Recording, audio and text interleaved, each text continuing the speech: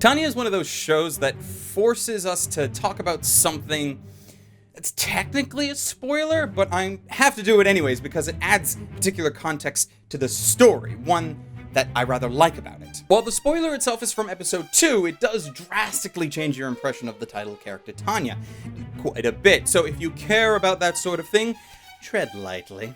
Youjo Senki translated roughly to a little girl's record of war, but more commonly known by its more fitting English translation, the Saga of Tanya the Evil, is about a superpowered lolly Nazi fighting in a World War-esque setting with magic. She's not really a Nazi though, because they don't exist in this alternate timeline, and it's also not like World War II because this is the first big war. However, there is the social unrest and no, you know what? Yeah, we don't need to talk about the history. I'll bring it up later if it's relevant, but for now, just know that shit's going down, and we follow the story of this prodigy tactician of a little girl. She takes the absurd orders from her superiors, and using skill and sometimes pure rage, she pulls victories out of her arse like nobody's business, and is single-handedly helping her country of not Germany win the war against the not allied powers. Except her character is not a demon lolly out for blood, because that's someone's fetish, but rather, spoiler time, she is a reincarnated middle-aged Japanese businessman who picked a fight with God at the moment of his death and got tossed into the body of a little girl in an alternate timeline for his trouble. This right here is where things changed enough for me to be interested. Having little girls fighting wars is fun and all. Like, I really enjoyed Girls in Panzer, and Sound of the Sky was war-like, even though they never really fought at all.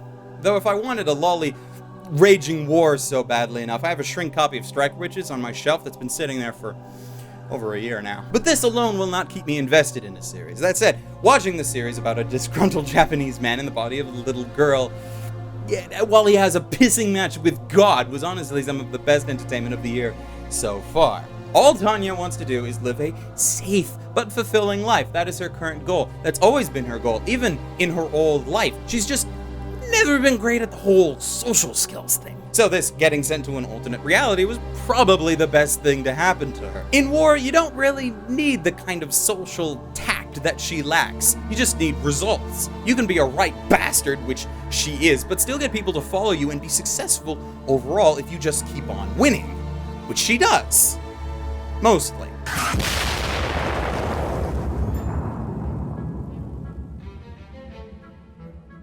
The only problem for her is that her real opponent in this chess game of life is God, and he changes the rules on a whim. The beef that they have with one another is that Tanya is a stout atheist who does not believe in the existence of God. Therefore, she should be able to survive under any circumstances without having to rely on faith. Her view of the world and reality is that you can succeed in anything as long as you have merit. If you can't carry your weight, you don't deserve to be around. God, or Being X, as Tanya refers to him, is trying to force Tanya to have faith in a higher power. One would assume that that higher power is him, and he goes through great lengths to have her change her mind, though most of this just involves straight up screwing with her. Every time Tanya believes that she has the world figured out and positions herself to get on the fast track to easy street, Being X throws a wrench in her plans. This would be spoilers if it wasn't so freaking predictable every single time. She even has the defeat flag of constantly saying how everything is going to be fine now right before things go to shit. It's like she's a fake Sentai villain or something. これぞ順風満帆な人生だ。言ったな。え？言ってしまったな、そのセリフを。なんだ。よーく聞け。スーパー戦隊における敵幹部の。あとは任せたわ。実は悪者どもの超鉄板敗北フラグだ。そうなの？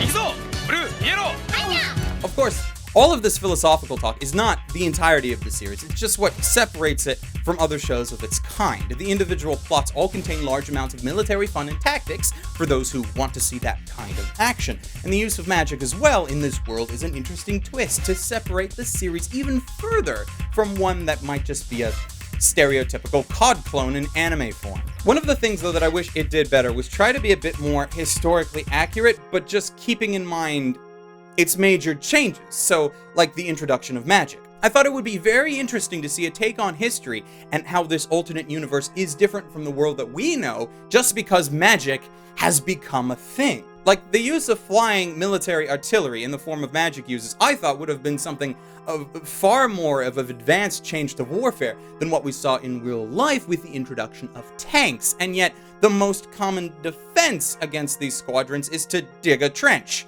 a la World War I. It's not like the flying mages can just position themselves over the trenches and fire down. Oh, wait.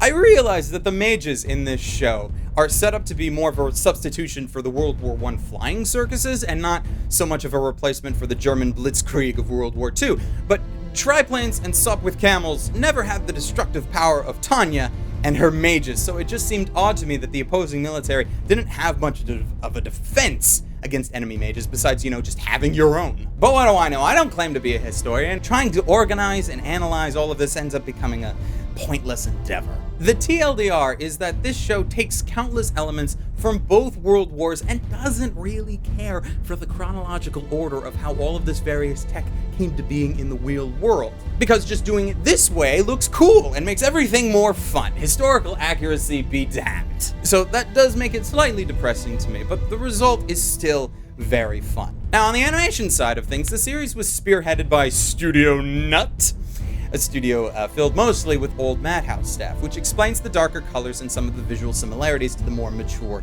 Madhouse shows of years past. The character designs, though, seem to take a different style than both what you would expect and apparently from the original material. Both Tanya and her lieutenant, Victoria, lean far more towards the large eyes and softer features. It's like their designs are trying to soften the blow of the more serious events that happen around them. But Tanya still gets major style points for her dastardly facial expressions that show off her vindictive side. The battle scenes are very well animated, and the special effects used for showcasing magic looked quite cool. As with most things in this series, the rule of cool supersedes all, and this is where I have to give a quick shout out to the show's opening sequence, because it helps to define the coolness of the series with its addictively catchy song and the animation that is up to snuff. Now, I don't have a preference between the sub and dub on this one. I think that the Japanese dub has a better cast overall, but the show is so focused on Tanya as a character that the dub sails by with Monica Rial at the helm just fine.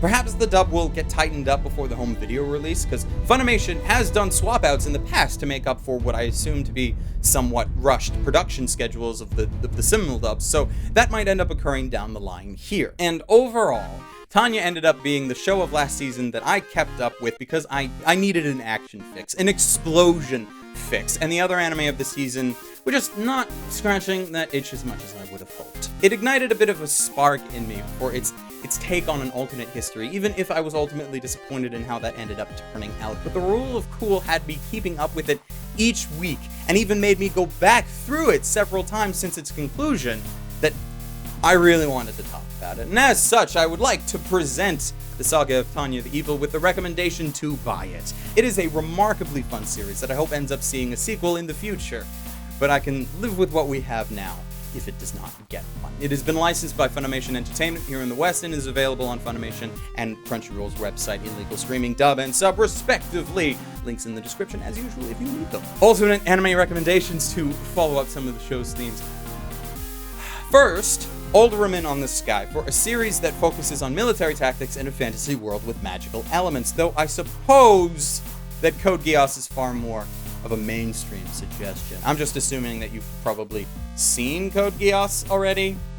If you haven't, you should go do that. Second recommendation goes to Overlord, for taking ordinary Japanese workers and seeing how they try to survive in an alternate fantasy universe. Also noteworthy for its cameo in Tanya's second episode. Apparently, the original writer is a fan. Either way, between those two, you should find something to your liking. And that's it for me. A very special thanks to all of my patrons, including Hedro Leon, Bing Theo, Calhoun Boy, Siri Yamako, Victor Ekmark, Joshua Garcia, and Robert Chumsey, not Chumsai. I apologize for that mistake. And you all are very, especially awesome. So until next time, ladies, gentlemen, and others, stay frosty.